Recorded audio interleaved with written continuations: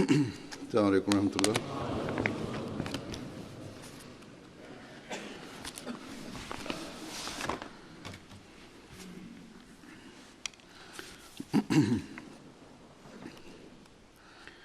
أشهد أن لا إله إلا الله وحده لا شريك له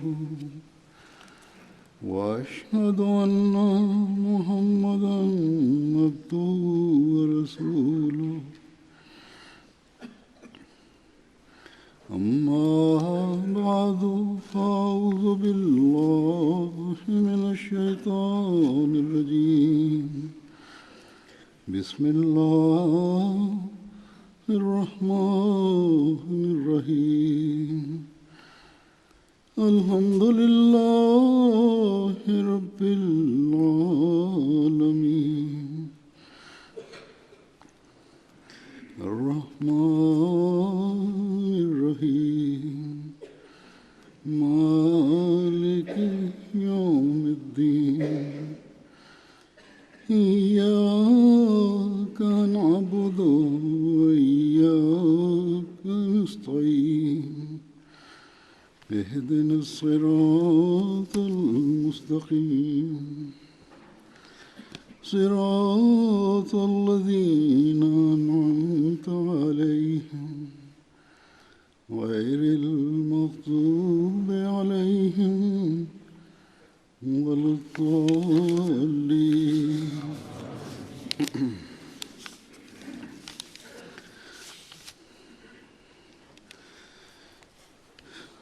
بارہ ربیع الاول کا دن وہ دن ہے جب دنیا میں وہ نور آیا جس کو اللہ تعالیٰ نے سراج منیر کہا، جس نے تمام دنیا کو روحانی روشنی عطا کرنی تھی اور کی، جس نے خدا تعالیٰ کی حکومت دنیا میں قائم کرنی تھی اور کی، جس نے برسوں کے مردوں کو روحانی زندگی عطا دینی تھی اور دی، جس نے دنیا کو امن اور سلامتی عطا کرنی تھی اور عطا کی، جس کو اللہ تعالیٰ نے فرمایا کہ وما ارسلناک الا رحمۃ للعالمین، اور ہم نے تجھے دنیا کے لیے صرف رحمت بنا کر بھیجا ہے۔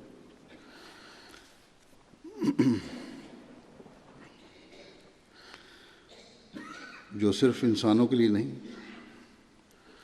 بلکہ چرند پرند سب کے لیے رحمت تھا، جو صرف مسلمانوں کے لیے نہیں بلکہ غیر مسلموں کے لیے بھی رحمت تھا اور ہے، اور جس کی تعلیم تا قیامت ہر ایک کے لیے رحمت ہے، جس کے بارے میں اللہ تعالیٰ نے آپ کے ماننے والوں کو فرمایا کہ اللہ تعالیٰ کے رسول میں تمہارے لیے اسوہ حسنہ ہے۔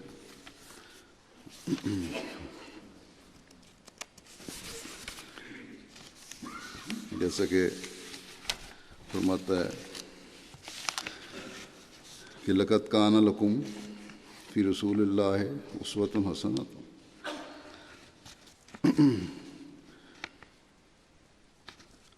اسوۃ حسنۃ لمن کان یرجو اللہ والیوم الآخر وذکر اللہ کثیرا، کہ یقیناً تمہارے لیے اللہ کے رسول میں نیک نمونہ ہے ہر اس شخص کے لیے جو اللہ اور یوم آخرت کی امید رکھتا ہے اور کثرت سے اللہ کو یاد کرتا ہے۔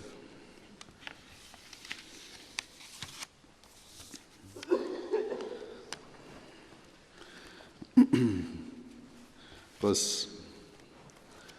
اس اسوہ حسنہ پر چلنے کے بغیر مسلمان نہیں کہلا سکتا۔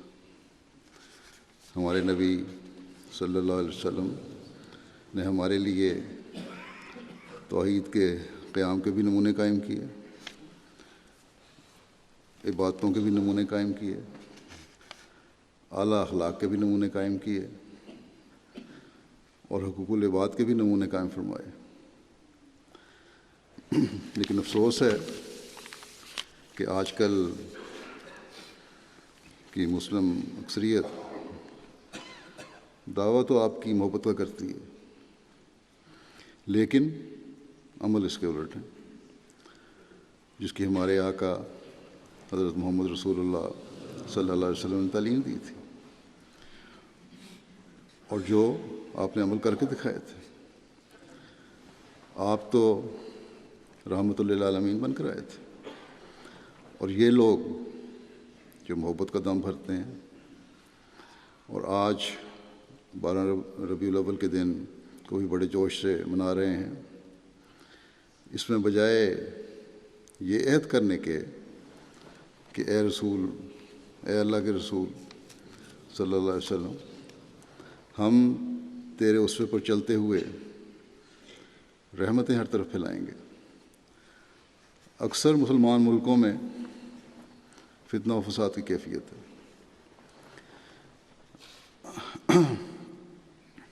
آج تو اس خوشی کے دن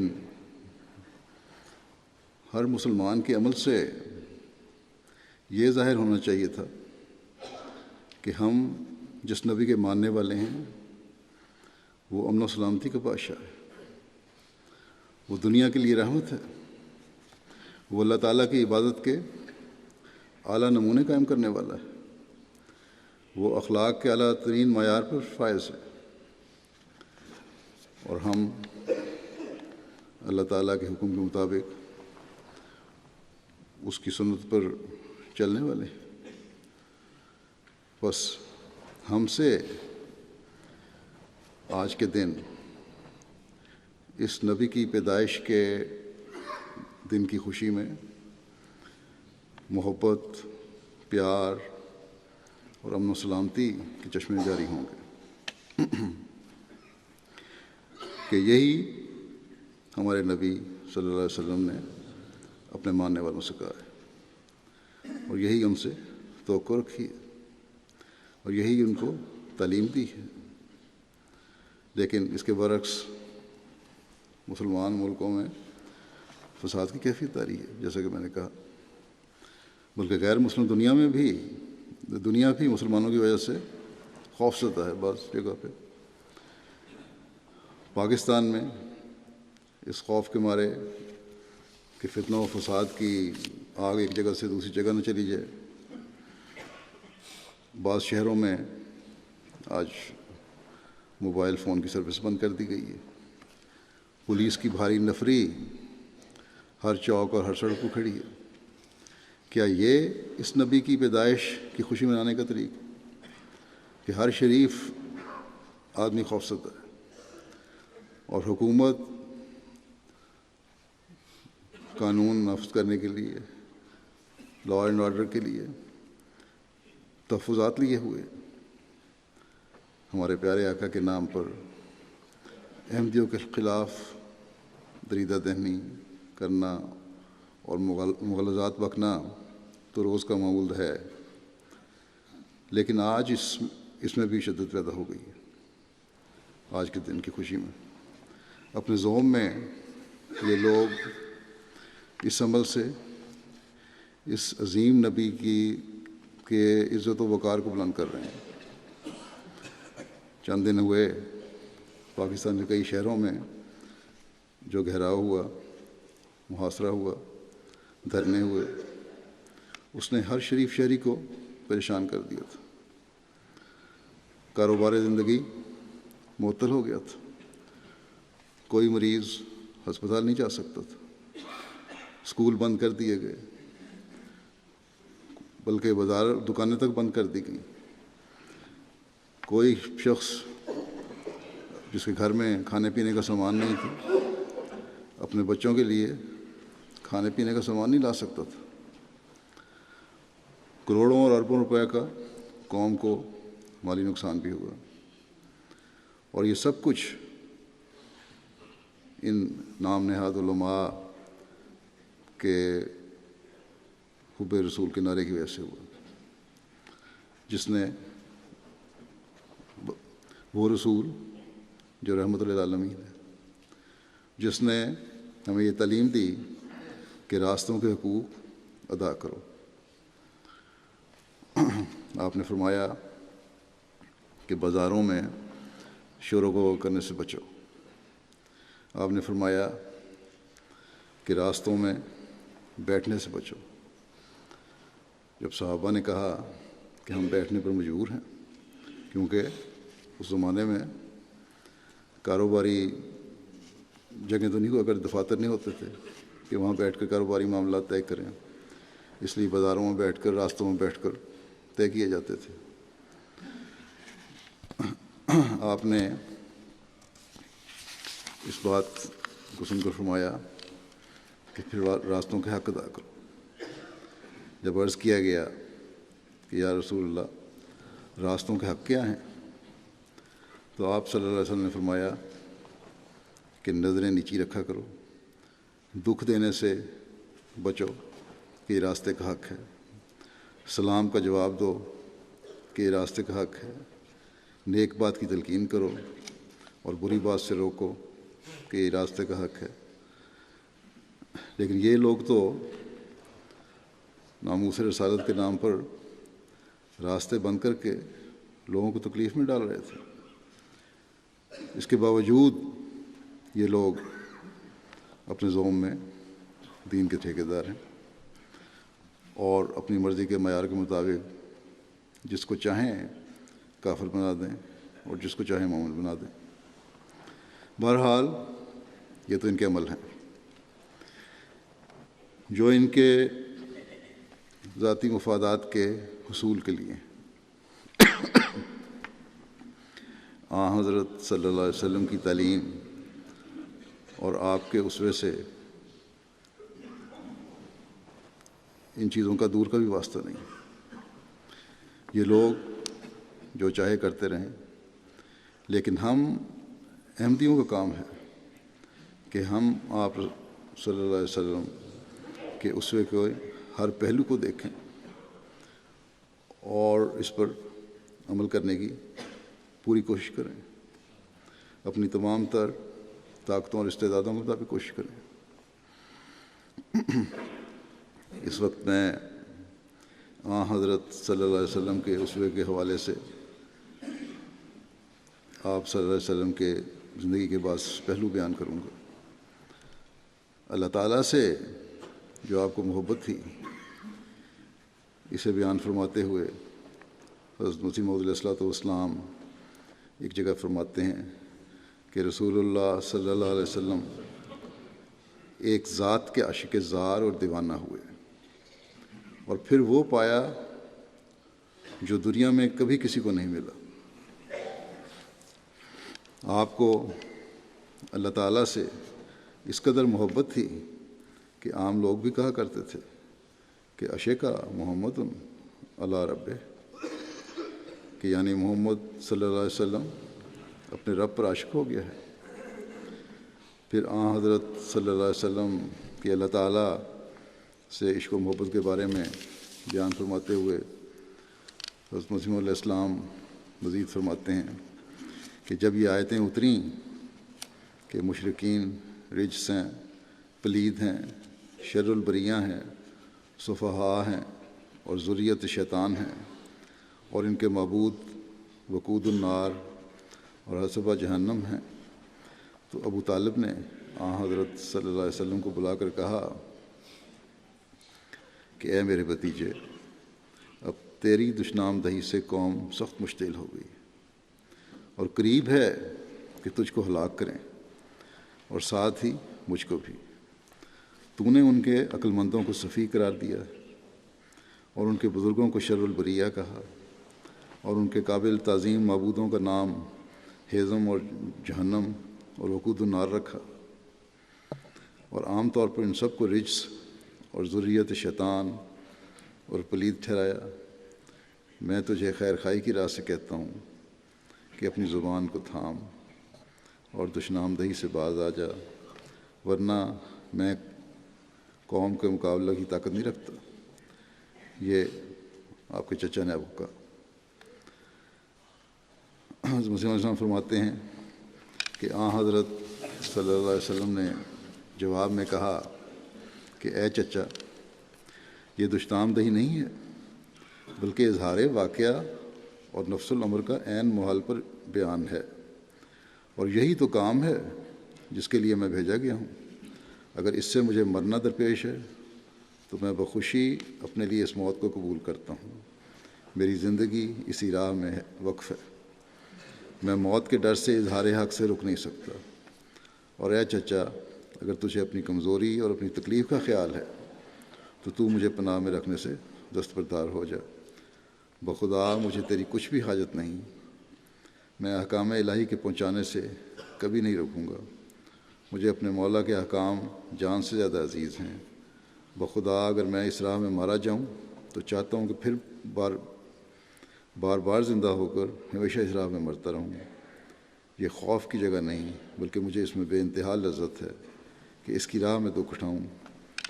حضرت صلی اللہ علیہ وسلم یہ تقریر کر رہے تھے اور چہرے پر سچائی اور نورانیت سے بھری ہوئی رقت نمایاں ہو رہی تھی، اور جب حضرت صلی اللہ علیہ وسلم یہ تقریر ختم کر چکے تو حق کی روشنی دیکھ کر بے اختیار ابو طالب کے آنسو جاری ہو گئے، اور انہوں نے کہا کہ میں تیری اس اعلیٰ حالت سے بے خبر تھا، تو اور ہی رنگ میں اور ہی شان میں ہے۔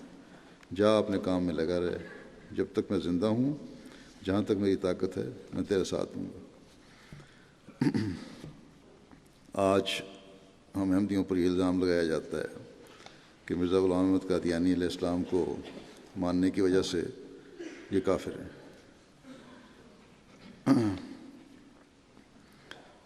یہ واقعہ جو میں نے ابھی بیان کیا،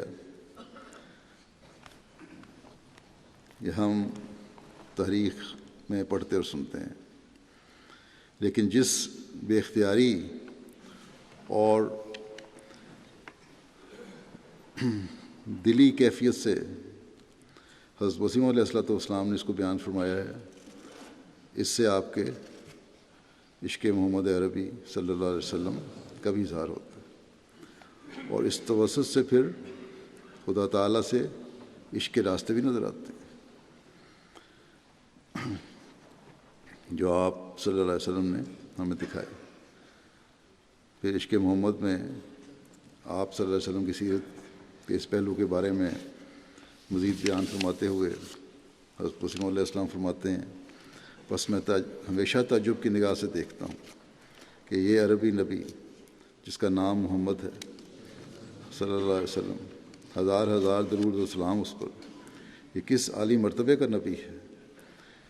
اس کے عالی مقام کا انتہا معلوم نہیں ہو سکتا، اور اس کی تاثیر قدسی کا اندازہ کرنا انسان کا کام نہیں۔ افسوس کہ جیسا حق شناخت کا ہے اس کے مرتبے کو شناخت نہیں کیا گیا۔ وہ توحید جو دنیا سے گم ہو چکی تھی، وہی ایک پہلوان ہے جو دوبارہ اس کو دنیا میں لایا۔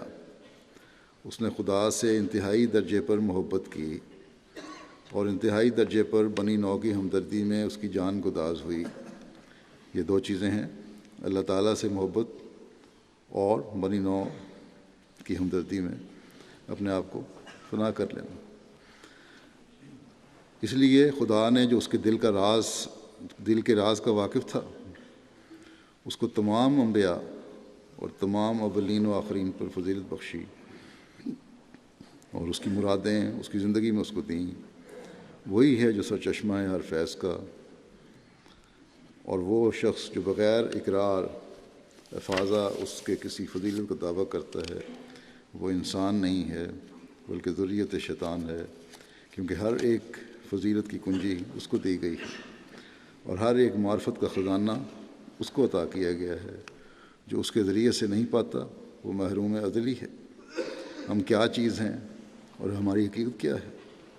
ہم کافر نعمت ہوں گے اگر اس بات کا اقرار نہ کریں کہ توحید حقیقی ہم نے اسی نبی کے ذریعے سے پائی، اور زندہ خدا کی شناخت ہمیں اسی کامل نبی کے ذریعے سے اور اس کے نور سے ملی ہے، اور خدا کے مکالمات اور مخاطبات کا شرف بھی جس سے ہم اس کا چہرہ دیکھتے ہیں اسی بزرگ نبی کے ذریعے سے ہمیں میسر آیا ہے۔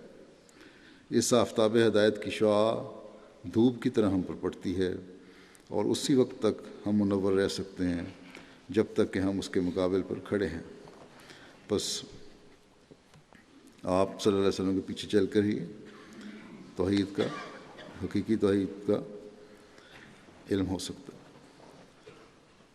آپ کے اسوے پر عمل کر کے ہی ہم اللہ تعالیٰ تک پہنچ سکتے ہیں، اور یہی حضرت مسیح علیہ الصلوۃ والسلام کے دعوے کی بنیاد ہے۔ حضرت صلی اللہ علیہ وسلم کی عبادت کے کیا اعلیٰ معیار تھے۔ حضرت عائشہ رضی اللہ تعالیٰ عنہا آپ کی نماز تہجد کی کیفیت بیان فرماتے ہوئے فرماتی ہیں کہ رسول اللہ صلی اللہ علیہ وسلم نماز تہجد میں 11 رکعتوں سے زیادہ نہ پڑھتے تھے، مگر وہ اتنی پیاری اور لمبی اور حسین نماز ہوا کرتی تھی کہ اس نماز کی لمبائی اور حسن و خوبی کے بارے میں مت پوچھو۔ الفاظ وہ کیفیت بیان کرنے سے قاصر ہیں۔ ایک روایت میں آتا ہے کہ نماز پڑھتے ہوئے ایک صحابی نے آپ کو دیکھا، یعنی علیحدگی میں جب آپ نفل پڑھ رہے تھے۔ وہ کہتے ہیں کہ اس وقت شدت گریہ و زاری کے باعث آپ کے سینے سے ایسی آوازیں آ رہی تھیں کہ جیسے چکی کے چلنے کی آواز ہوتی ہے، یا ایک روایت میں یہ ہے کہ جہاں پانی ہنڈیا میں ابلنے کی آواز ہوتی ہے۔ روایتوں میں بھی آتا ہے کہ بعض دفعہ نماز میں کھڑے کھڑے آپ کے پاؤں سوج جاتے تھے اور متورم ہو کر پھٹ جاتے تھے۔ حضرت عائشہ بیان کرتی ہیں کہ ایک دفعہ میں نے حضرت صلی اللہ علیہ وسلم سے عرض کیا کہ اللہ کے رسول، آپ اتنی تکلیف کیوں اٹھاتے ہیں جبکہ اللہ تعالیٰ نے آپ کے اگلے پچھلے تمام قصور معاف فرما دیے ہیں؟ آپ صلی اللہ علیہ وسلم نے فرمایا کہ افلا احب ان اکون عبدا شکورا، کہ کیا میں یہ نہ چاہوں کہ میں اللہ تعالیٰ کا شکر گزار بندہ بنوں۔ آپ صلی اللہ علیہ وسلم کی عبادت کے ان معیاروں نے صحابہ میں کیا انقلاب پیدا کیا، یہ بیان فرماتے ہوئے حضرت مسیح علیہ السلام فرماتے ہیں کہ میں بڑے زور سے کہتا ہوں کہ خواہ کیسا ہی پکا دشمن ہو، اور خواہ وہ عیسائی ہو یا آریہ، جب وہ ان حالات کو دیکھے گا جو حضرت صلی اللہ علیہ وسلم سے پہلے عرب کے تھے، اور پھر اس تبدیلی پر نظر کرے گا جو آپ کی تعلیم اور تاثیر سے پیدا ہوئی، تو اسے بے اختیار آپ کی حقانیت کی شہادت دینی پڑے گی۔ موٹی سی بات ہے کہ قرآن مجید نے اس کی پہلی حالت کا تو یہ نقشہ کھینچا ہے، ان لوگوں کی جو عرب کے لوگ تھے، ان کی آپ کو ماننے والے، ان کی پہلی حالت کا تو یہ نقشہ کھینچا ہے کہ یاکلون کما تاکل الانعام، یعنی اس طرح کھاتے ہیں جس طرح جانور کھاتے ہیں، جانور والی حالت ہے۔ یہ تو ان کی کفر کی حالت تھی۔ اور پھر جب حضرت صلی اللہ علیہ وسلم کی پاک تاثیرات نے ان میں تبدیلی پیدا کی تو ان کی یہ حالت ہو گئی کہ یبیتون لربہم سجدا و قیاما، یعنی وہ اپنے رب کے حضور سجدہ کرتے ہوئے اور قیام کرتے ہوئے راتیں کاٹ دیتے ہیں۔ جو تبدیلی حضرت صلی اللہ علیہ وسلم نے عرب کے وحشیوں میں کی، آپ فرماتے ہیں حضرت مسیح علیہ السلام کہ جو تبدیلی حضرت صلی اللہ علیہ وسلم نے عرب کے وحشیوں میں کی اور جس گڑھے سے نکال کر جس بلندی اور مقام تک انہیں پہنچایا، اس ساری حالت کے نقشے کو دیکھنے سے بے اختیار ہو کر انسان رو پڑتا ہے کہ کیا عظیم الشان انقلاب ہے جو آپ نے کیا۔ آپ فرماتے ہیں کہ دنیا کی کسی تاریخ اور کسی قوم میں اس کی نظیر نہیں مل سکتی۔ یہ نری کہانی نہیں ہے، یہ واقعات ہیں جن کی سچائی کا ایک زمانے کو اعتراف کرنا پڑا ہے۔ بس پہلوں سے ملنے والی آخرین کی اس جماعت کے افراد کا بھی فرض بنتا ہے کہ اس اسوے کی پیروی کرتے ہوئے جیسے صحابہ نے عبادتوں کے معیار بلند کیے، ہم بھی اپنی باتوں کے معیار بلند کریں اور صرف دنیا داری میں ہی ڈوبے نہ رہیں۔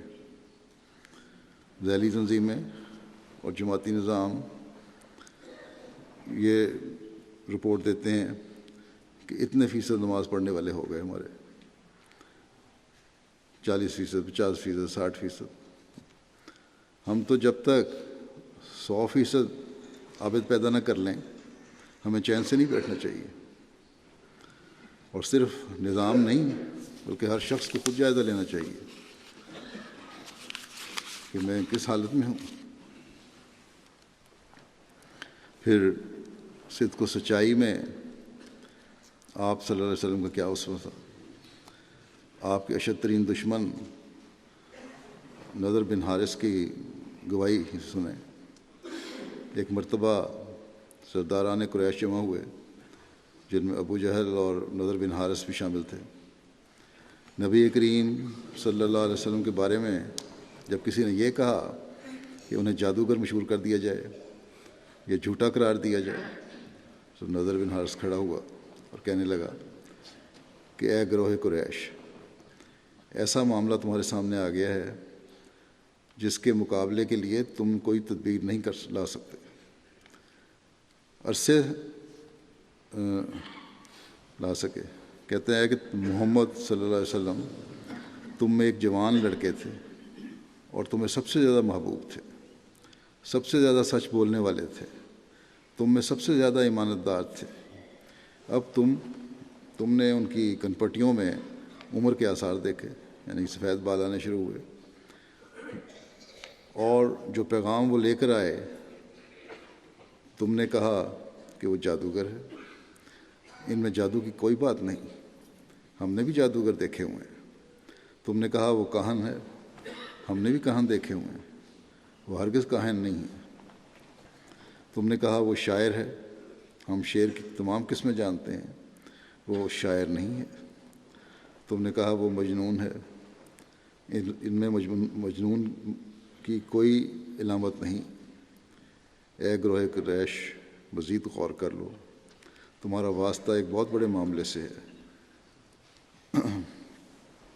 پھر ابو جہل آپ کی سچے ہونے کا انکار کبھی نہیں کر سکا، یعنی کہ سچ بولنے کا۔ اس نے کہا کہ میں تمہیں جھوٹا نہیں کہتا، لیکن جو تعلیم لائے ہو وہ غلط ہے، کیونکہ تم ہمارے بتوں کے خلاف بول رہے ہو۔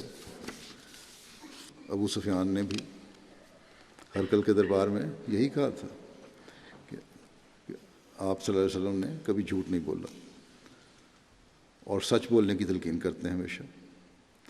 بس دشمن سے دشمن بھی آپ کو کبھی جھوٹا نہیں کہہ سکے، اور یہی آپ کی نبوت کے سچا ہونے کی بہت بڑی دلیل ہے۔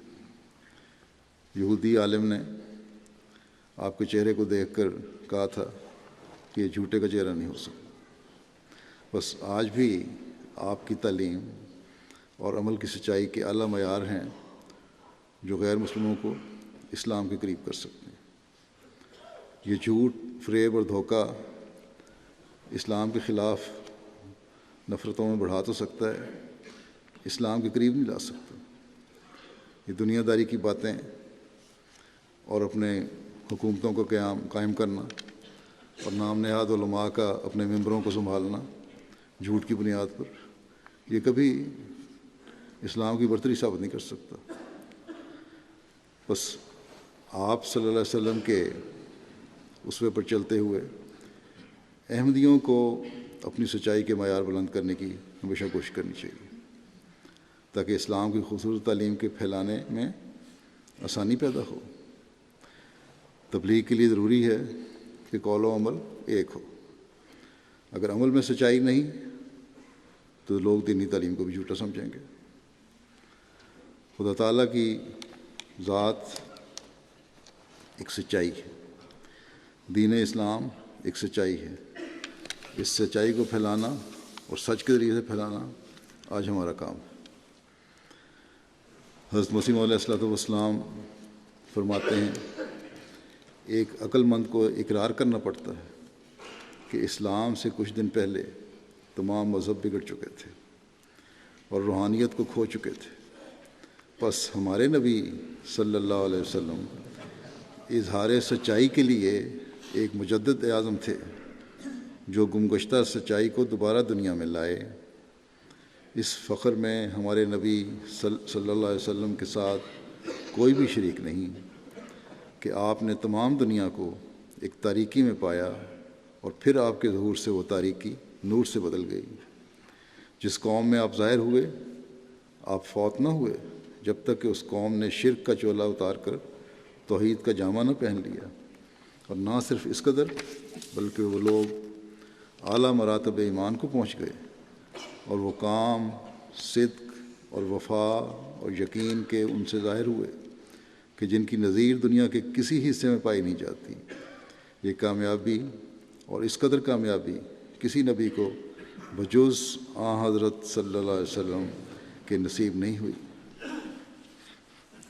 یہی ایک بڑی دلیل حضرت صلی اللہ علیہ وسلم کی نبوت پر ہے کہ آپ ایک ایسے زمانے میں مبعوث ہوئے اور تشریف فرما ہوئے جبکہ زمانہ نہایت درجے کی ظلمت میں پڑا ہوا تھا اور طبعاً ایک عظیم الشان مسئلے کا خواستگار تھا، اور پھر آپ نے ایسے وقت میں دنیا سے انتقال فرمایا جبکہ لاکھوں انسان شرک اور بت پرستی کو چھوڑ کر توحید اور راہ راست اختیار کر چکے تھے، اور در حقیقت یہ کامل اصلاح آپ ہی سے مخصوص تھی کہ آپ نے قوم وحشی سیرت کو، بہائم خصلت کو انسانی عادات سکھلائی، یا دوسرے لفظوں میں یوں کہیں کہ جانوروں بہائم کو انسان بنایا، پھر انسانوں سے تعلیم یافتہ انسان بنایا، اور پھر تعلیم یافتہ انسان سے باخدا انسان بنایا، اور روحانیت کی کیفیت انہیں پھونک دی اور سچے خدا کے ساتھ ان کا تعلق پیدا کر دیا۔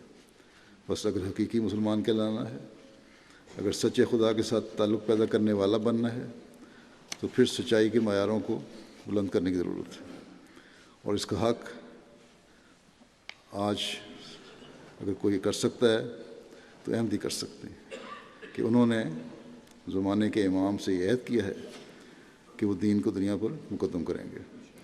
بس اس کو صرف عہد تک ہی نہ رہنے دیں بلکہ ہر احمدی کا ہر عمل اس کا گواہ ہونا چاہیے، تبھی عہد کی سچائی ظاہر ہوگی۔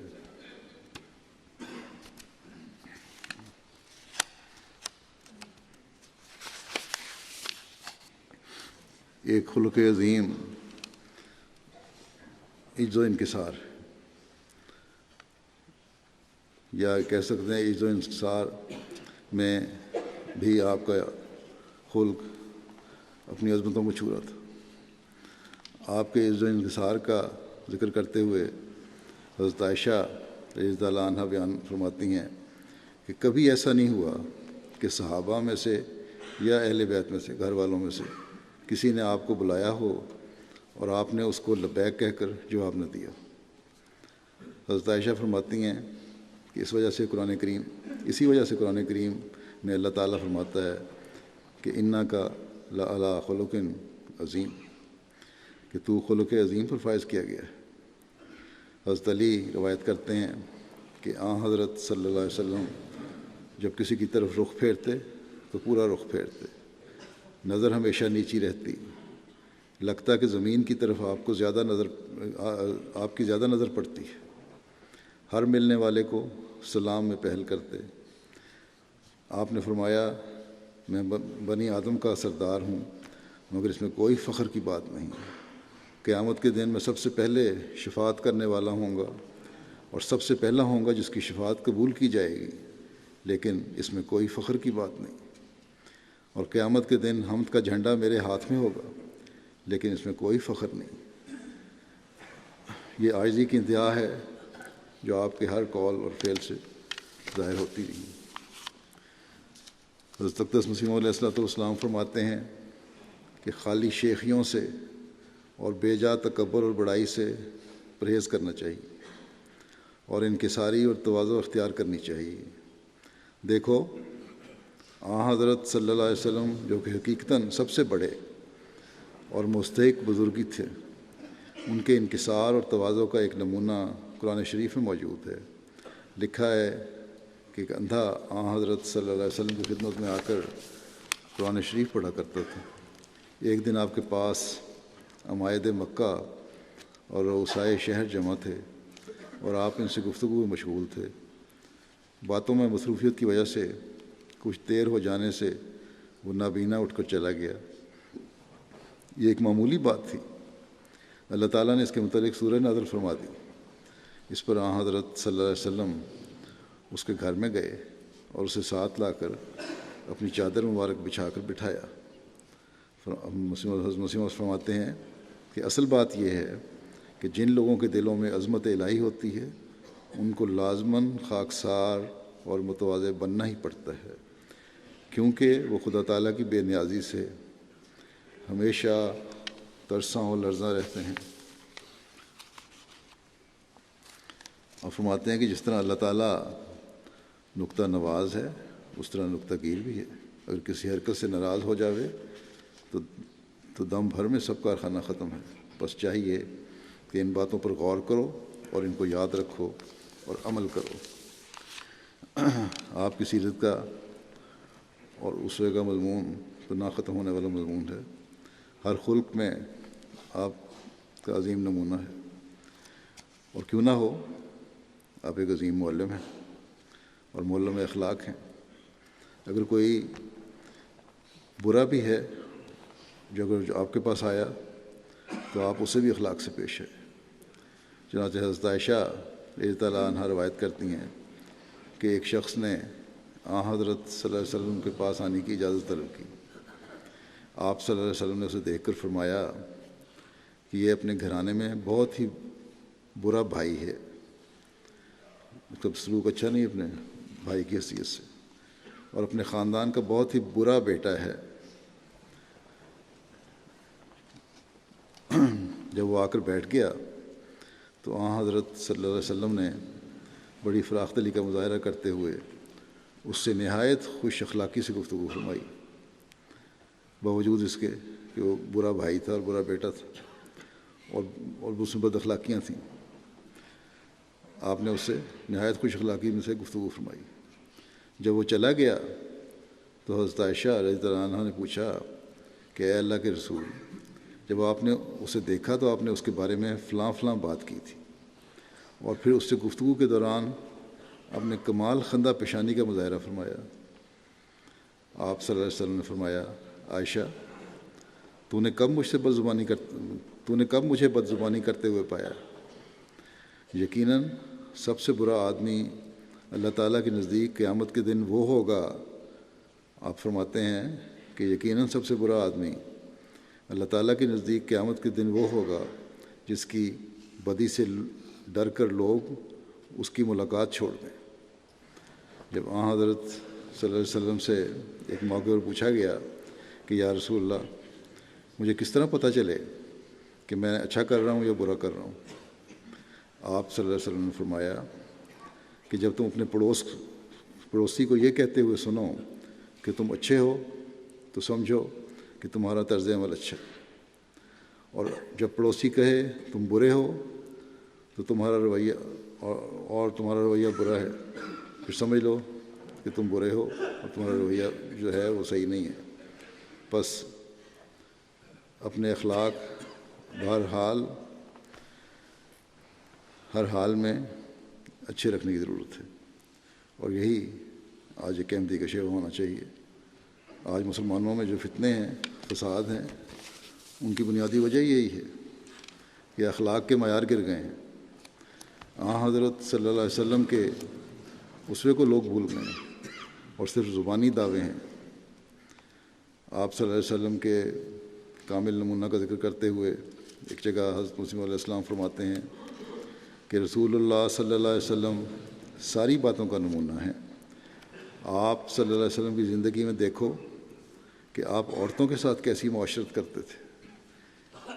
فرماتے ہیں کہ میرے نزدیک وہ شخص بزدل اور نامرد ہے جو عورت کے مقابلے میں کھڑا ہوتا ہے۔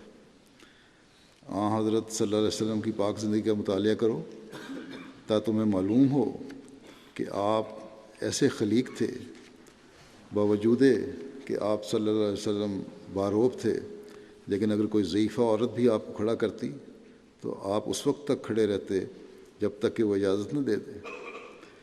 آپ صلی اللہ علیہ وسلم سودے خود خرید کر لایا کرتے تھے۔ ایک بار آپ نے کچھ خریدا تھا، ایک صحابی نے عرض کی کہ حضور مجھے دے دیں۔ آپ صلی اللہ علیہ وسلم نے فرمایا کہ جس کی چیز ہو اسی کو اٹھانی چاہیے، اس سے یہ نہیں، حضرت مسلم فرماتے ہیں کہ اس سے یہ چیز یہ نہیں نکالنا چاہیے کہ آپ لکڑیوں کا گٹھا بھی اٹھا کر لایا کرتے تھے۔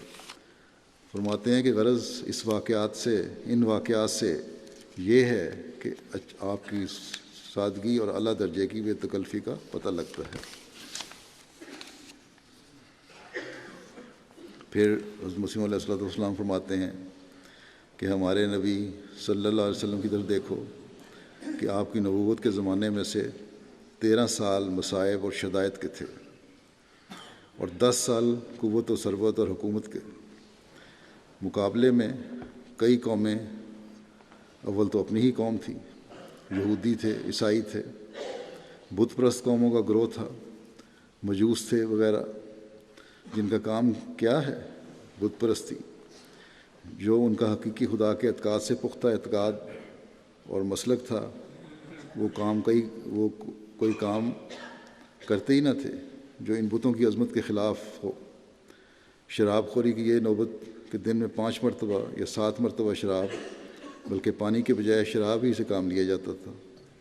حرام کو تو شیر مادر جانتے تھے، اور قتل وغیرہ تو ان کے نزدیک ایک گاجر مولی کی طرح تھا۔ غرض کل دنیا کی اقوام کا نچوڑ اور گندے عقائد کا عطر ان کے حصے میں آیا ہوا تھا۔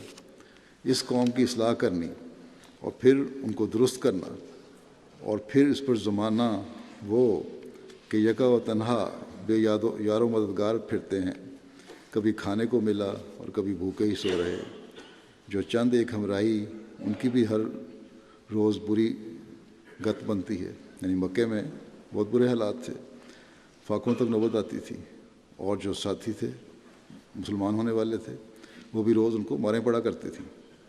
حضرت مسیح فرماتے ہیں کہ بے کس اور بے بس تھے، ادھر کے ادھر اور ادھر کے ادھر مارے پھرتے تھے، وطن سے بے وطن کر دیے گئے۔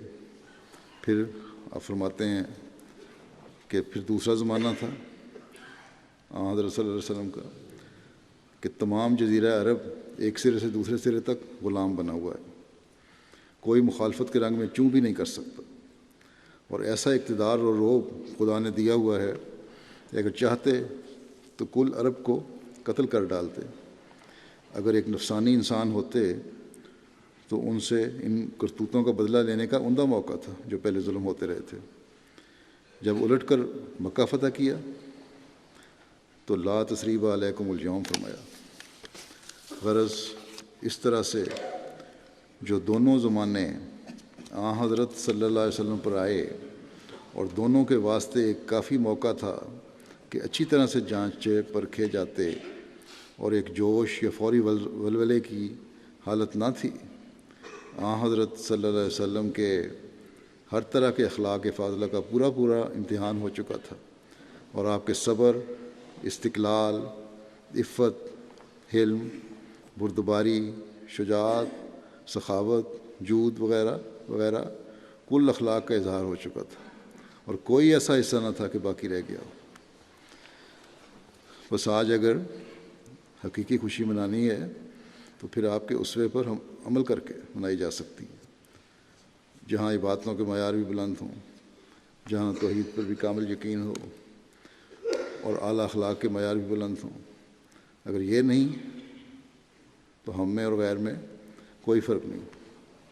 وہ لوگ جو بکھرے ہوئے ہیں اور عارضی لیڈر اور نام نہاد علماء کے پیچھے چل کر لوگوں کے لیے تنگیوں کے سامان کر رہے ہیں، ان میں اور ہمیں کوئی فرق نہیں ہوگا اور ہم عمل نہیں کر رہے۔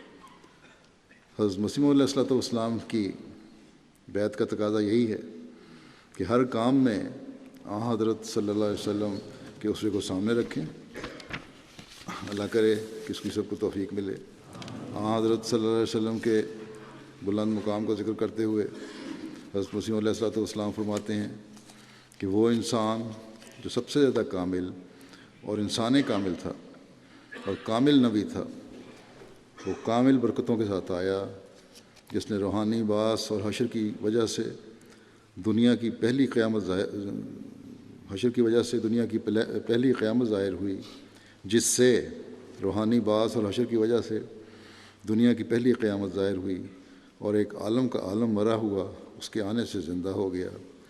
وہ مبارک نبی حضرت خاتم الانبیاء، امام الاصفیاء، ختم المرسلین، فخر النبیین، جناب محمد مصطفیٰ صلی اللہ علیہ وسلم ہیں۔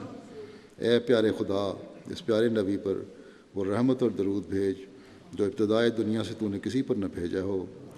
اگر یہ عظیم الشان نبی دنیا میں نہ آتا تو پھر جس قدر چھوٹے چھوٹے نبی دنیا میں آئے، جیسا کہ یونس اور ایوب اور مسیح بن مریم اور ملاکی اور یحییٰ اور زکریا وغیرہ وغیرہ، ان کی سچائی پر ہمارے پاس کوئی بھی دلیل نہیں تھی، اگرچہ سب مقرب اور وجیح اور خدا تعالیٰ کے پیارے تھے۔ یہ اس نبی کا احسان ہے کہ یہ لوگ بھی دنیا میں سچے سمجھے گئے۔ اللہم صلی وسلم وبارک علیہ وآلہ واصحابہ اجمعین، وآخر دعوانا ان الحمد للہ رب العالمین۔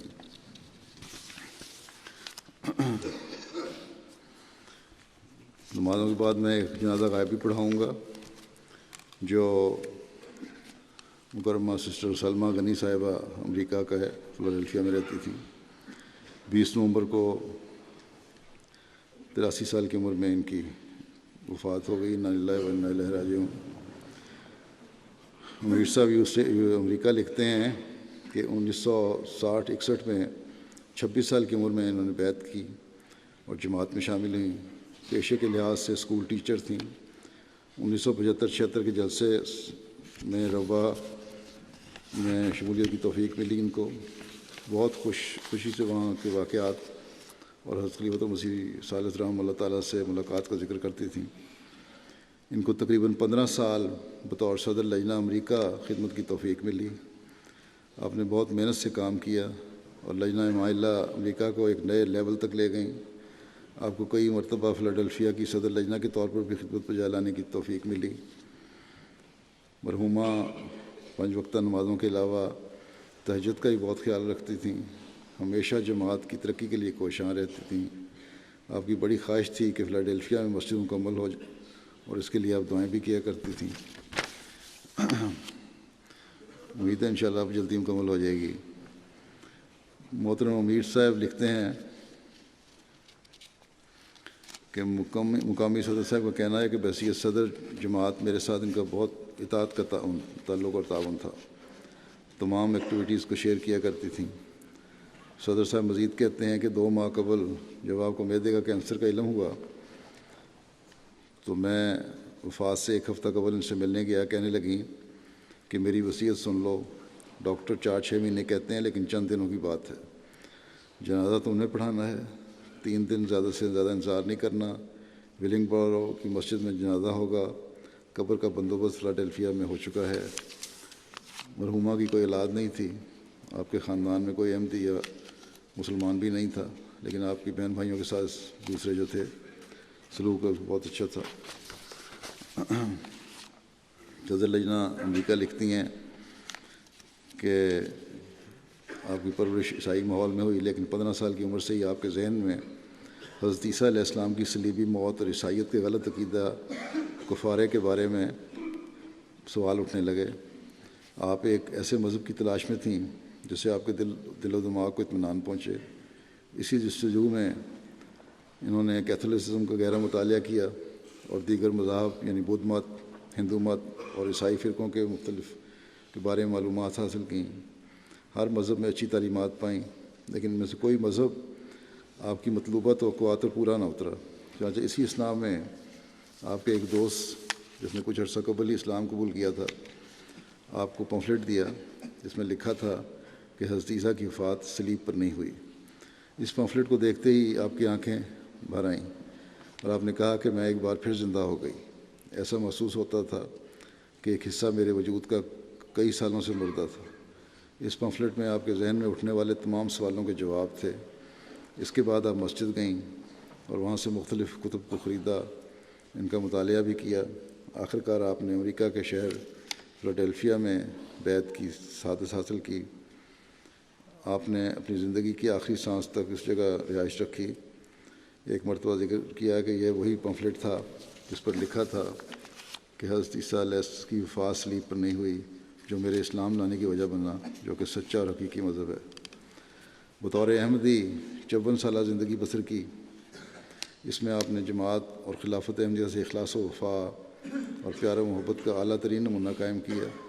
اطاعت میں دوسروں کے لیے ایک مثال تھیں۔ خلیفہ مسیح رابع رحمہ اللہ تعالیٰ کے دور میں 15 سال تک بطور صدر لجنہ امریکہ کی خدمت کی توفیق پائی۔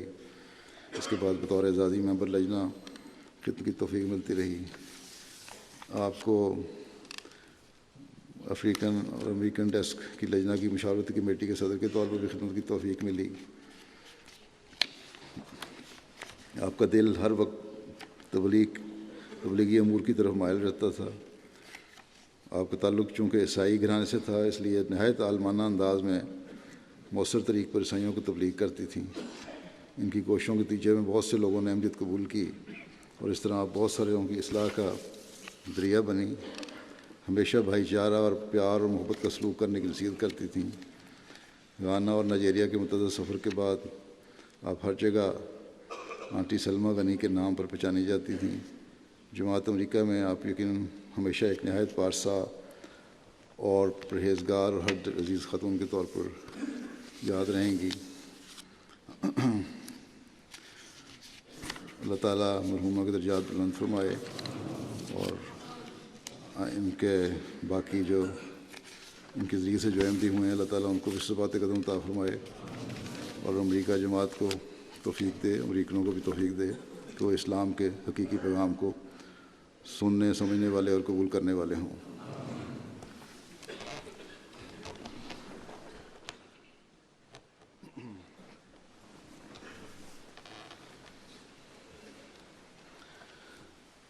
الحمد للہ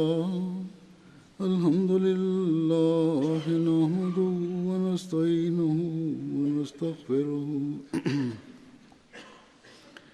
ونؤمن به ونتوکل علیہ ونعوذ باللہ من شرور انفسنا ومن سیئات اعمالنا من يهده الله فلا مضل له ومن يضلل فلا هادي له ونشهد أن لا إله إلا الله ونشهد أن محمدا عبده ورسوله عباد الله رحمكم الله إن الله يأمر بالعدل والإحسان وإيتاء ذي القربى وينهى عن الفحشاء والمنكر والبغي يعظكم لعلكم تذكرون اذكروا الله يذكركم وادعوه يستجب لكم ولذكر الله أكبر